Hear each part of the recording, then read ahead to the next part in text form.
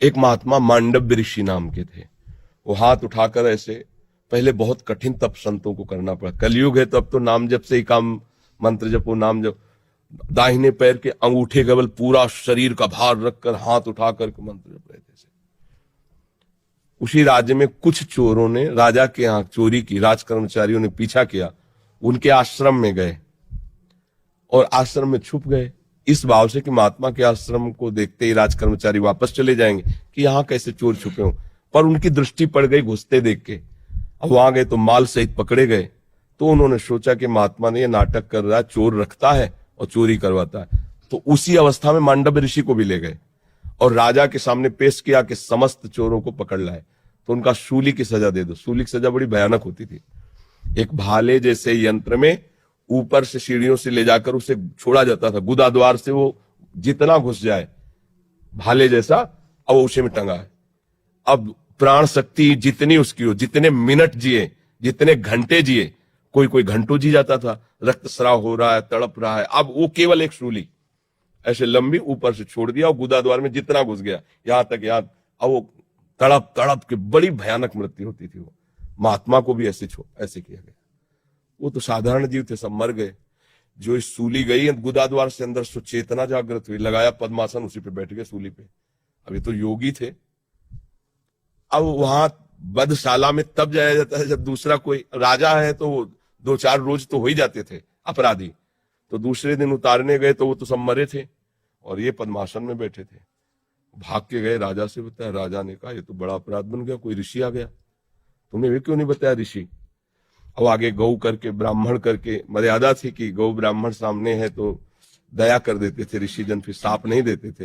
पहले बड़ा पावर मंत्रों का होता था। हाथ जोड़, महाराज हमें बिल्कुल पता नहीं कि आप यहाँ कैसे लाए गए, मुझे बिल्कुल पता नहीं, अब मुझे क्षमा कर दीजिए, मैं बिल्कुल नहीं। बोले मुझे आपसे कोई मतलब नहीं, पहले ये निकलवाओ सूली।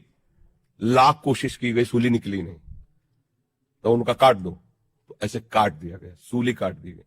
सीधे वहां से अंतर्ध्यान हुई, धर्मराज के पास पहुंचे, क्योंकि पावरफुल महात्मा थे।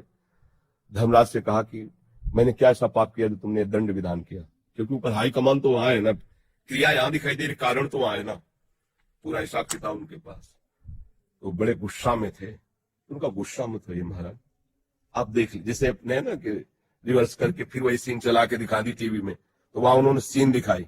ये 8 वर्ष के बच्चे हैं, खेल खेल में तितली को पकड़ा और उसकी गुदा के द्वार में बम्बूल का कांटा डाल दिया और छोड़ दिया। तड़प तड़प के वो तितली, काफी समय में बम्बूल का कांटा बड़ा होता है, तो जानते उसका परिणाम क्या आया, सूली उनके गुदा में डाली गई महात्मा होने पर भी। अच्छा, गुदा से कांटा निकाला नहीं तो सूली निकली नहीं। ये केवल मुझे वाली कथा नहीं, महाभारत में भगवान व्यास देव जी ने इसको लिखा है। तो उनका नाम हुआ अणिमांडव्य।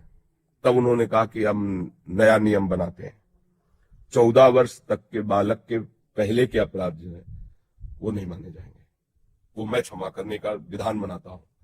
और तुम मुझे बालक को इतना बड़ा दंड दिया उस खिलवाड़ का, इसलिए तुम मृत्यु लोक में जाओ, 100 वर्ष के लिए मैं तुम्हें साथ देता हूं। तो वही विदुर जी के रूप में आए, साक्षात धर्मराज। अंश से युधिष्ठिर है लेकिन साक्षात धर्मराज विदुर जी के रूप में आए। अणिमांडव्य ऋषि की आज भी वसूली वैसी है। और आप सोचो, एक महात्मा इतना बड़ा पावरफुल, जो न्यायाधीश को भी मृत्यु लोक में भेज दिया दंड देके, उसकी सूली नहीं निकली, तो आप काकरोच को या किसी जीव को, मुझे लगता है कि हिसाब है। तो बचो, ऐसे कर्म मत करो जिससे पाप हो।